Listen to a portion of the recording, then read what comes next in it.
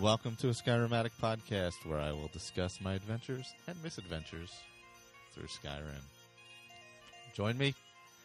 Add your stories, add your tales. Let's get into this thing.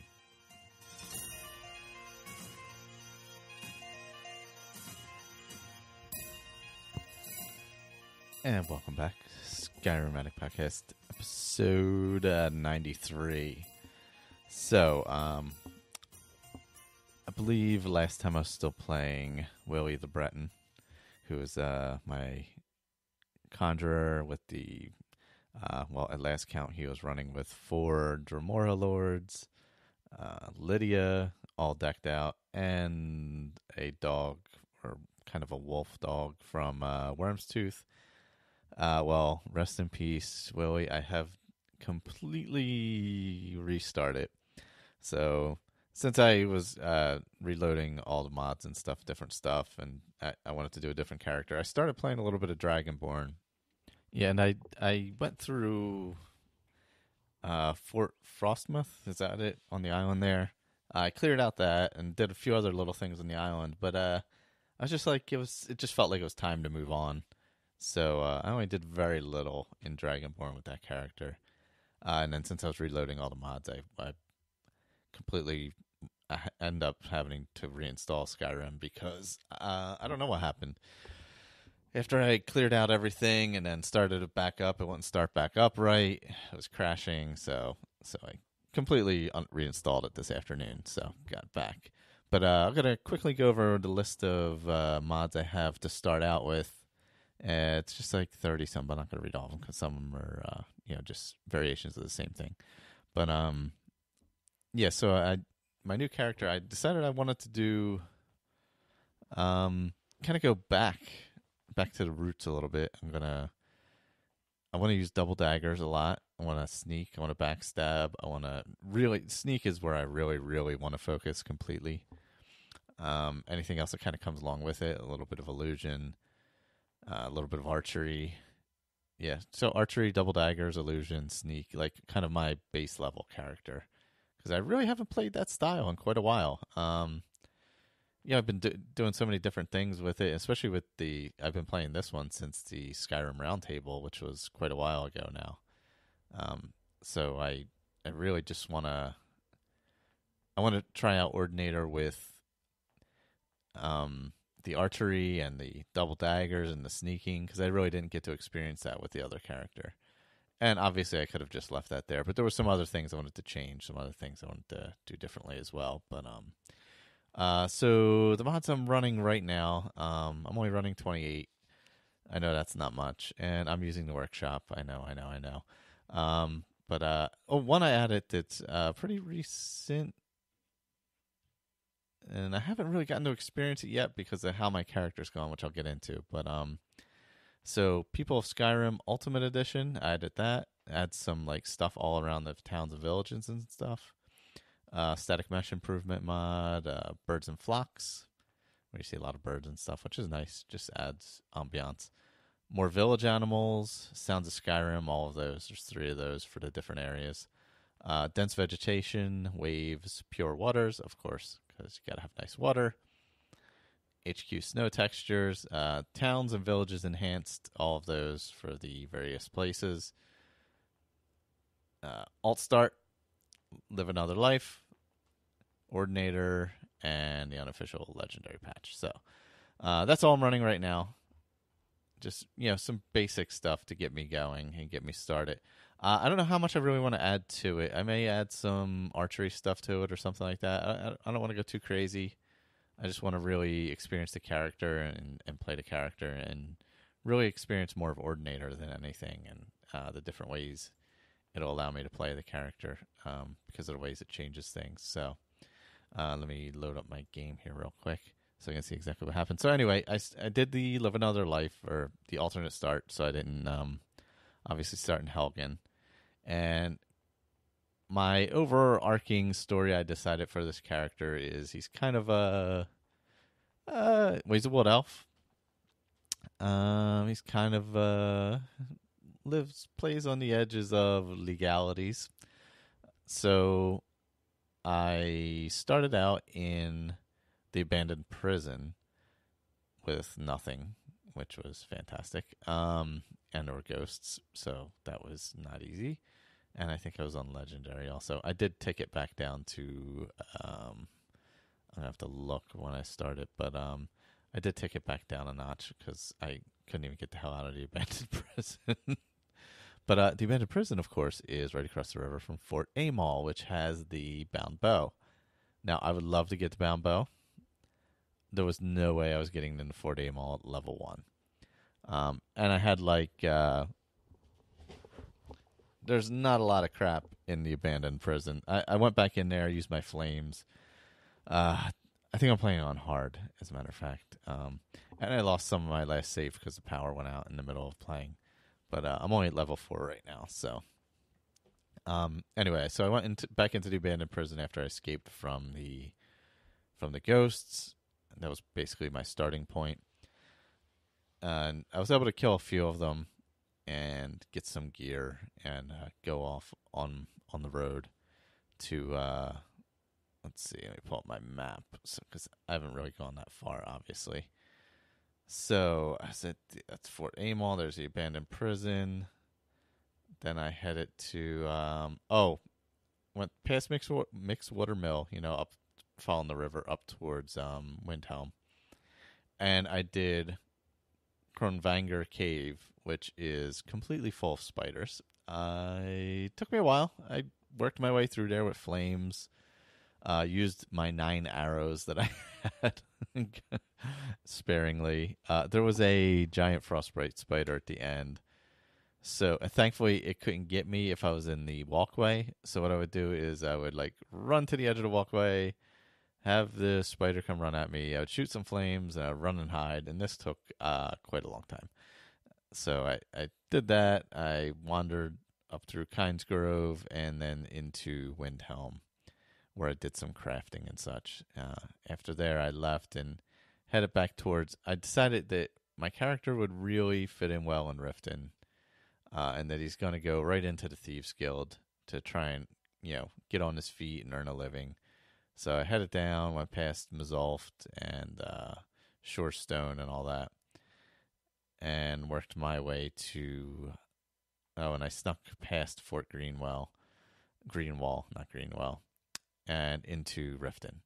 So I get into Riften. I meet up. I'm level 2 at that point. I meet up with Brynloff. We do the whole thing in the market area where I have to steal the ring. Branche's. Whose ring do I steal? Is it Branche's ring I steal, or do I give it to that person? But anyway, you steal the ring. You pickpocket, reverse pickpocket. And then he tells you have to get through the rat way. Of course, it took me a few tries, but I did get through the rat way. I was pretty low leveled. By that time, I was able to smith some arrows, some iron arrows, and had scavenged some steel ones. So my bow was working, thankfully. I just have a hunting bow right now. I have pretty basic gear.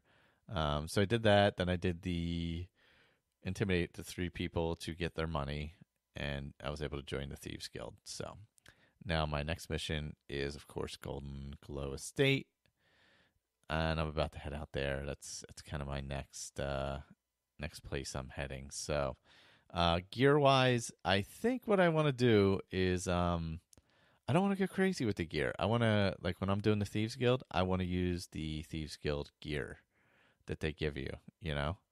That's kind of what I want to do. I want to immerse myself in it.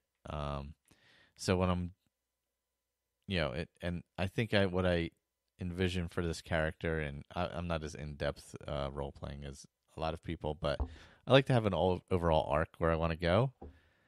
So it's someone who's going to get involved with the Thieves Guild, find that it's not as simple as, robbing from the rich to give to the poor kind of thing. And it's messy and dirty and people die. And so I kind of find my way to the Dark Brotherhood. So I think that's what I'm going to kind of do. I'm going to skirt away from the Mages College and just kind of focus on those 2. I think they go well together. And then maybe, I don't know, I may get into drag. I have not activated the dragons. Probably won't activate the dragons at all. I haven't heard anything about it. Maybe if I hear about it, I'll go find out more about it. But I'm going to avoid finding out about it for now. So I have I'm going to put on the Thieves Guild armor when I get there. As far as weapons, I have like the base level stuff, hunting bow, iron daggers, some steel arrows, real basic stuff. I've started to make some potions and things, so that's been good. Skills, like I said, I'm level 4, and I've put them. I put one in the smithing so I could smith like some steel stuff. I think we're gonna go. Haven't done smithing in the in Ordinator either, so I may play around with that a little bit. And I think I put 2 into sneak, I believe, if I'm not mistaken. Yes. So 40% more effective on sneak. I think next I'm going to do. I'm probably going to focus pretty heavily on sneak because I want to be able to do the backstab, and I kind of want that to be, once I get to the Dark Brotherhood portion, I want that to be like my main thing. Also, I'm going to have to put into some lockpicking and stuff and pickpocket if I'm going to be a thief. So that's kind of where this character, I plan on taking this character. Just real sneaky, thieving, and eventually heading into become an assassin. And I know I'd just done the Dark Brotherhood, but it was such a funky way of doing it with all the conjured people, conjured beings around. It was really, I don't know, it didn't feel like the Dark Brotherhood when you have an army of conjured Dramoras and dragon priests, rolling through the joint. The only thing I do regret is I did completely delete Worm's Tooth, and I wish I hadn't. I wish I had kept it in a file somewhere to use later, but c'est la vie, I guess, unfortunately. Because I really enjoyed that quite a bit and probably would want to revisit it again. But yeah, so that's kind of what I envision for this character, where the arc I want to take him on. Just want him to survive for a while. I'm going to do my best to avoid fast traveling. I want to kind of just wander and walk and, from place to place. I know it's going to be a real pain in the ass with the Thieves Guild Radiant quests. You get from Delvin and what's her name down there? Vex. That's going to be tough with those two because, you're going to be popping all over the map. So I'm going to do my best not to fast travel because I really want to. I want this character to just live in the world rather than play the game. The last one I was just enjoying the different play style. This one I kind of want to enjoy a slower play style. I don't really have any needs mods added or anything like that, so it's just going to be more on my own that I'm going to do that. Kind of just, become a thief, live as a thief, not really look to branch out and become the Dragonborn or anything. Hopefully avoid that. I know at some point I'm going to have to get to Whiterun, and that's going to happen. And I'll have to fight at least one dragon, but that doesn't turn them on. Turn the dragons on.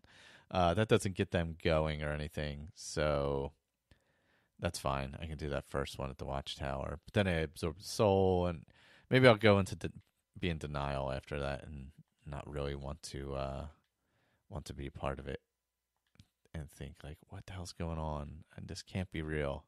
So that's kind of my character's journey and story that I have an idea for. I'm definitely going to be looking to add some more mods to it. Most of what I did was for visuals for me and sounds that I like.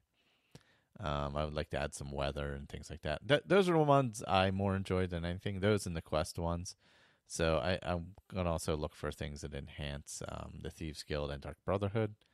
So if anybody has recommendations of those, please feel free. Send them in. SkyrimAddictPodcast@gmail.com and Skyrim Addict on Twitter. Also, wherever else. I'm not sure where else. I forget. there's an Instagram account. I haven't used it in a while. I do have some screenshots. Maybe I'll take screenshots of this character and use it and post them over there. I don't know if I can do video clips or not. I don't know. I have to see.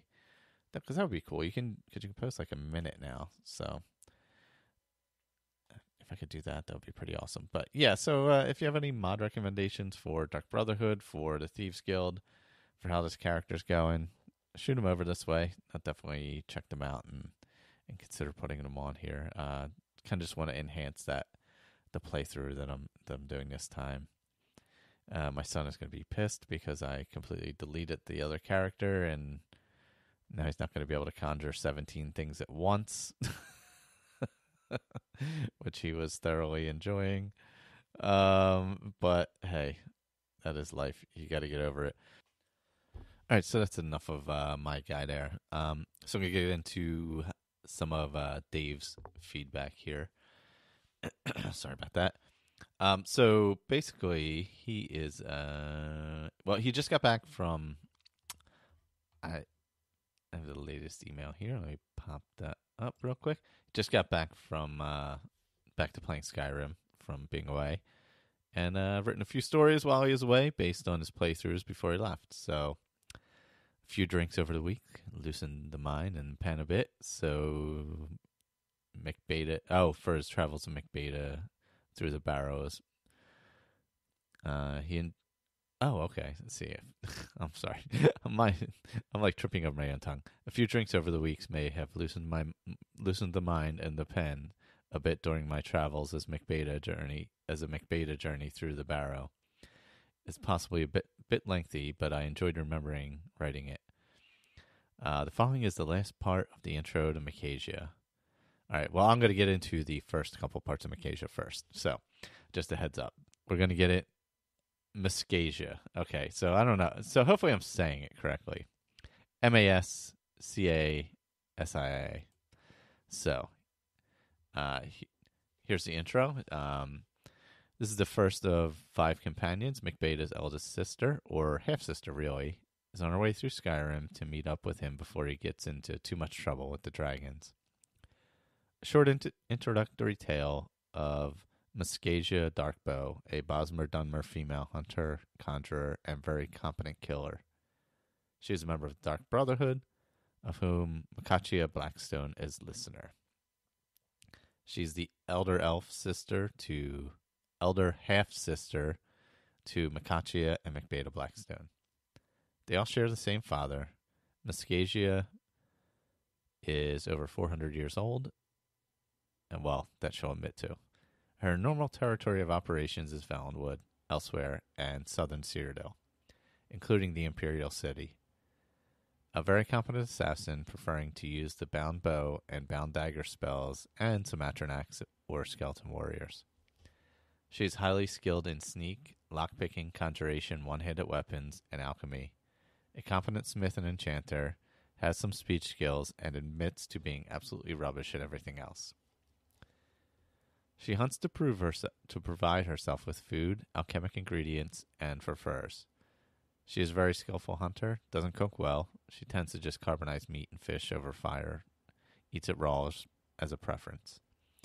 She never uses plants or fruit in her cooking or alchemy. Huh. Oh, yeah, that's right, because of the Dunmer thing. That's right. So I'm going to read the second part of the email, and then I'll get into the journals themselves. Or the second email, and then I'll get into the journals themselves.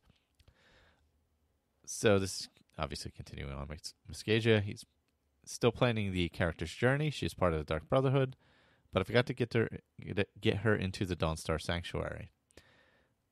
I was hoping to just be able to console her into the final stages of the Dark Brotherhood questline. Of course, that didn't work. I'll just power my way through the questline, and I can write some stories about the Dark Brotherhood adventures on the way. That may be actually more interesting.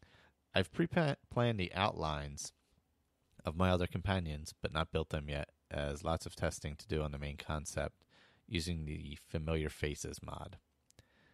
My thief is going to be an Argonian and a member of the Thieves Guild, but has become less than enamored with some of the Nord Guild members who are sympathizers with the Stormcloaks and their connection with Windhelm and all the Nord prejudices.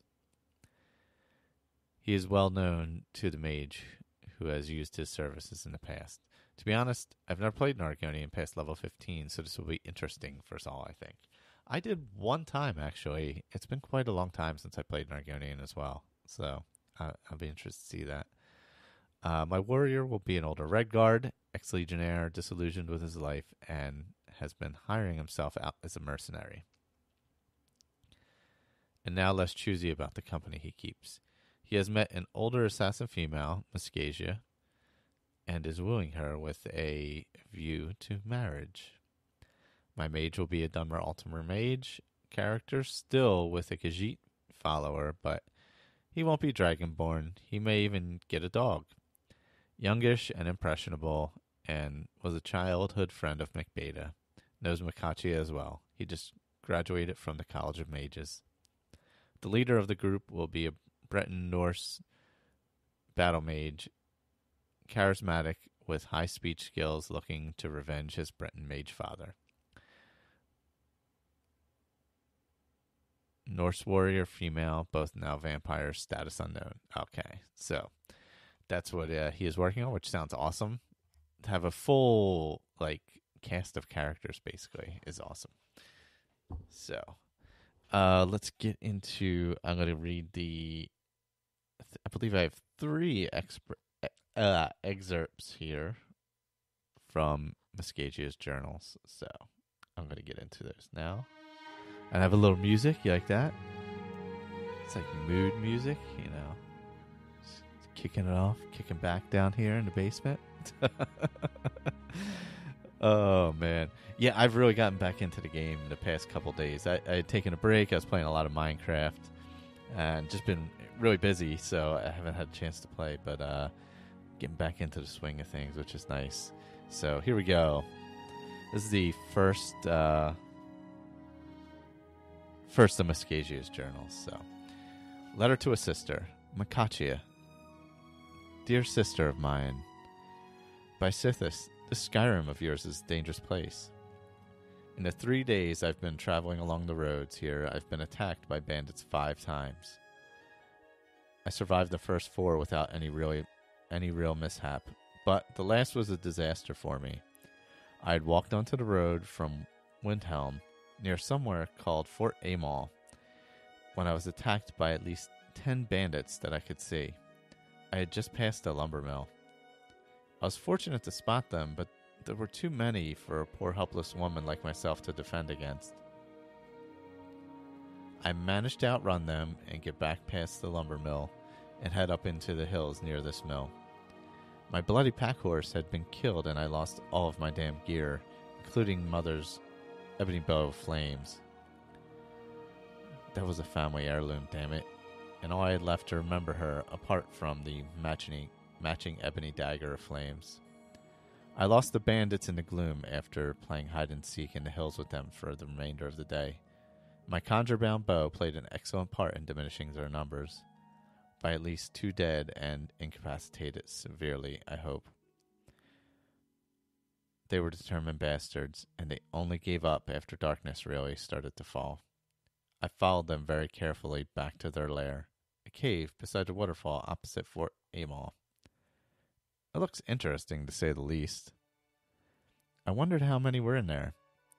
2 of them left with what looked like my gear and headed off up the hill in the direction of Whiterun. But I'm not certain where else that leads, as I am unfamiliar with this area. Anyway, I needed to teach these bandits that they need to stop attacking poor, defenseless women on the road.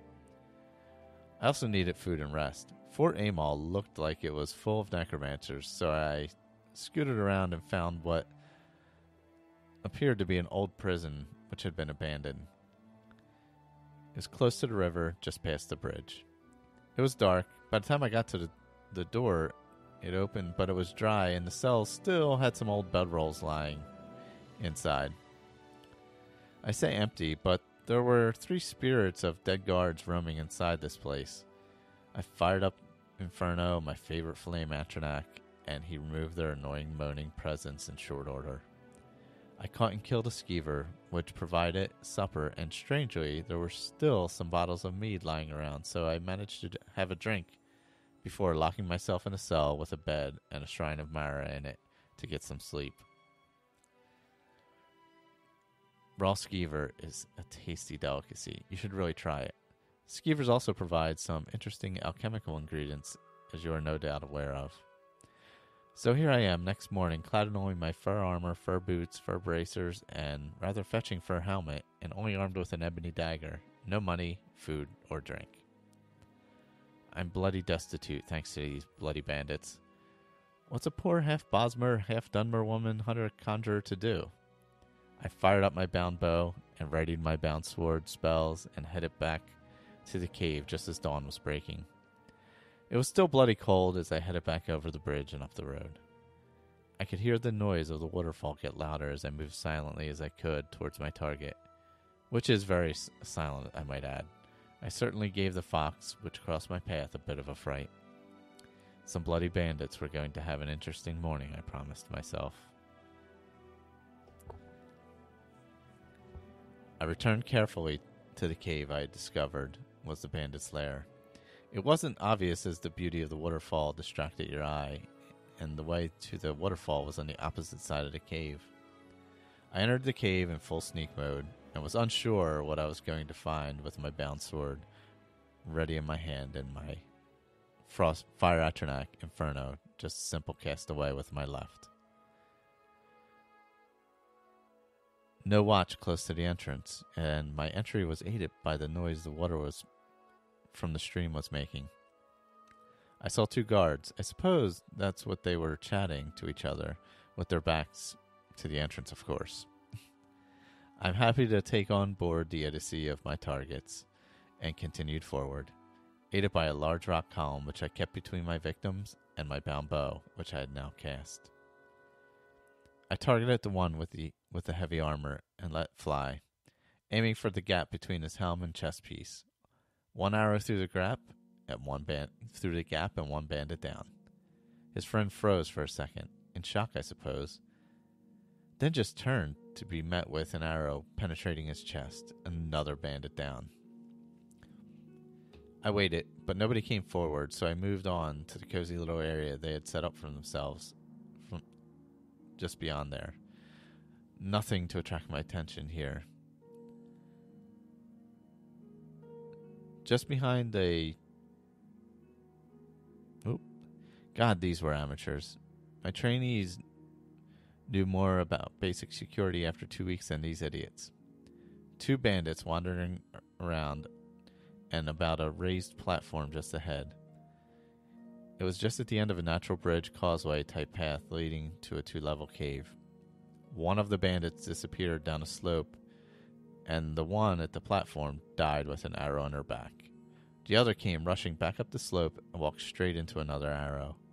I just love my bound bow. It's so quiet and nobody sees the arrows except me. They always wonder what's hit them and what's causing the pain and the bleeding if they're still alive. On the platform, I see some bandits on a high ridge over the small lake. But they haven't seen me nor my 2 dead victims. Very lax. Now I think about heading towards the 2-level cave. It's a bit more tricky. One on the bridge causeway heads towards me, stops about halfway, then goes back. One at the high level is just gazing at the water sparkling in the torchlight. Very pretty and distracting, right up to the arrow entering his chest, coated in poison. The bandit on the bridge causeway now possibly seen or heard something and is heading my way. Oh dear, another dead bandit. That makes 6 so far, and nobody has spotted me and lived. So far, so good. Onwards into the cave. I see the wire trap glinting in the torchlight. They really need to black these things out. The torchlight does sparkle on the wire when you're really looking for things like that. I think, what the hell, and shoot the wire as it snaps. A pile of boulders tumble down and land where I would have been walking. God's lucky I fired that arrow when I did. Somebody rushed out onto the platform overlooking the trap at the end of the cave and died. Another had come down the ramp and was running towards me. He had a huge greatsword in his hands, and he died with an arrow before he got within 30 paces of me, as he shouted something like, "Skyrim belongs to the Nords." I already knew that. I crept on silently up the ramp, moved towards the bandit who had came out of the opening at the rear. I glanced in. It looked like a storage area. Suddenly, I noticed the top of a head visible just beyond a barrel. This may be a clever bandit, I thought. If I had ignored this and he had headed up the other way, the bastard would have been mine. Oh dear, what's a poor helpless woman to do? A big, scary bandit hiding behind the barrels, ready to pounce when I go in. I just sent an Inferno, my flame atronach, to join the person behind the barrels. Suddenly, a scream of pain and anguish, and a large orc female came rushing out, covered in flames. She died as my ebony dagger of flames made the killing blow when she reached the entrance, where I was crouched, hidden in the shadows. Now that was more interesting. Maybe the clever ones are inside. I decided to have a rest and enjoy the fruits of their labor by taking suitable food from the barrels and crates. I even found a couple of water skins. I sat in the chair, resting, and enjoyed my meal of raw venison, meat strips, and washed it down with wine and diluted water. I could smoke the rest and make my favorite smoky venison strips. It's an excellent meal. Refreshed, I look forward to the remainder of my journey through this unexpected cave of wonders. Onwards and upwards, then into another cave-like entrance off the level I was creeping along. I could see the walkway above the end of this cave, which had opened to a large, luminous cavern. The sound of laughter and a click of dice attracted my attention. I waited patiently, and the guard on the walkway crossed and disappeared from sight. I move on towards what appears to be a small bar or inn set up inside the cave. There are 3 bandits playing dice, plus 1 serving behind the bar. The entrance is narrow, and I thought it could be partially blocked by my frost atronach. I sent it in and then immediately switched to my bound bow. The barman is down in 2 hits, and the other 3 can't get past Frosty. They are taking damage, but they are also damaging the atronach. Another 3 shots, and we are down to 1. And then there were none, just as my atronach disappeared. Through a short passageway and up some steps, as I approached the top, I could see a bandit sleeping, snoring gently in a quiet corner of the sleeping area. An arrow and the snoring stopped abruptly. The second arrow silenced him forever. I waited, listening to the footsteps of the guard on the walkway. When they started to recede, I eased around the corner at the top of the stairs and fired at the receding back, quickly followed by a second, which caught her as she dropped, now dead. Onwards over the walkway, past the waterfall, which drowned out any noise of my approach. Another large chamber split by cages and barrier fences over a lower section beside the stream. The bandit leader was apparently out of his head on skooma and was challenging any of the 4 bandits to fight. This seemed to be a well-known situation from the comments. They were just keeping him locked away until he came back to his senses. So 4 bandits, all heavily armed, 3 watching over the boss man, and 1 who seemed to be cooking food over in the corner. That one went down without a sound, hidden from the other 3. 2 were in the cage-like entrance gate to the lower level. I dropped Inferno behind them. The 3rd bandit came rushing up the ramp and almost got halfway before dying. I took down the more heavily armored bandit with 3 arrows. The 4th and final one had gotten past Inferno and was almost beside his friend on the ramp before he too died. That just left the leader, who was now raging up and down the enclosed area, cursing at me. I moved up to a more suitable spot where I could see the whole area he was in and started firing arrows. Left arm, left knee, right knee, and stop. I could wait a bit before killing him because I may have needed to talk with him. I found a chest near the cooking fire and found my ebony bow of flames and my quiver of ebony arrows. My guild armor set, my jewelry, and my precious stones pouch were gone. My good dresses were also missing, along with the bulk of my poisons and potions. Gods damn them to oblivion. It had taken years to collect ingredients for some of these. The Jarn root is almost impossible to get here, and you can only find it in Stros Mackay, and even there, it's rare. It's as rare as a conscience in a Thalmer. Bastards, I just knew they were going to be sold off for next to nothing, and some of these potions were almost priceless. I looted the bodies and went down to the whimpering bandit leader and stood on an arrow hole in his leg to get his attention. He screamed and called me a bitch elf, and he was going to kill me after he raped me and handed me over to his men for them to play with for a while. He really hadn't grasped the situation he was in, so I stood on another arrow hole and pushed down, and he screamed again.